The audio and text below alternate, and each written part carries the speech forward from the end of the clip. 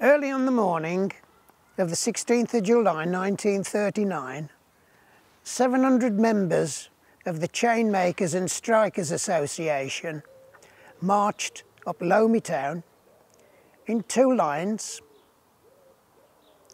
from their headquarters at Unity Villa in Sydney Road, Cradley Heath, to board 26 Midland Red coaches on a visit to Chester to celebrate the 50th anniversary of the formation of their union.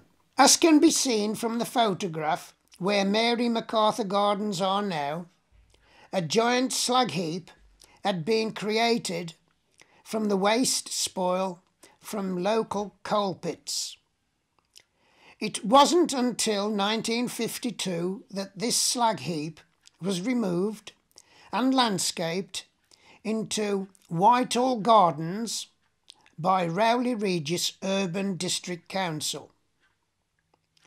The road the marchers are in is called Lomeytown and is believed to date back to at least the early 1600s and is by far the oldest part of Cradley Heath.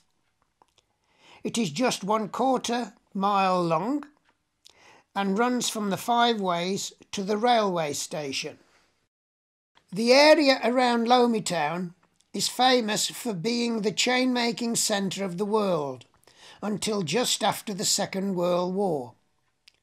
Unfortunately, pay and conditions in the chain-making trade were very poor, and in 1910 a Scottish lady named Mary MacArthur led a successful strike to increase the pay of the women chainmakers.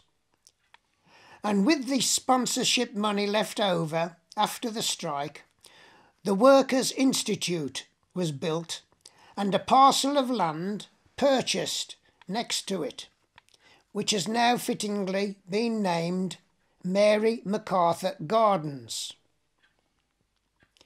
The Stute, as the institute was known locally, was moved to the Black Country Museum in 2012 to make way for a bypass. Today there are only a few buildings left in Lomeytown from 100 years ago. Also, the sounds of the area have changed.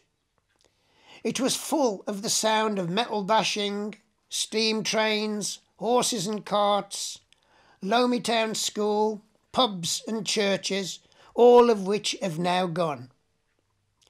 The word loamy probably came from the word loam, which describes a type of soil found in the area.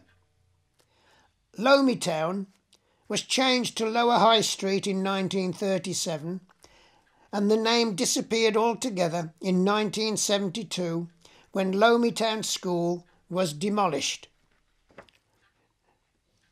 The house behind me, Unity Villa, was built in 1898 to house the headquarters of the Chainmakers and Strikers Association and was occupied by the organisation up to 1978 when it became the union's last asset to be sold.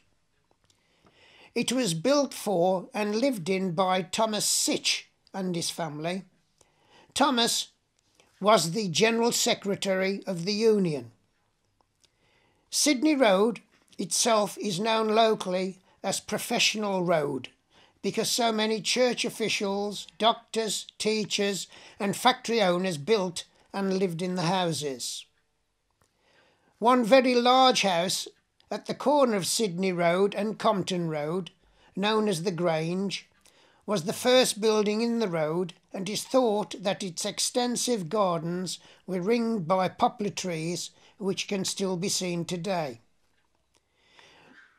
In this 1900 photograph, Tocky Bonk, as the slag heap was known locally, can be seen behind this house in Compton Road.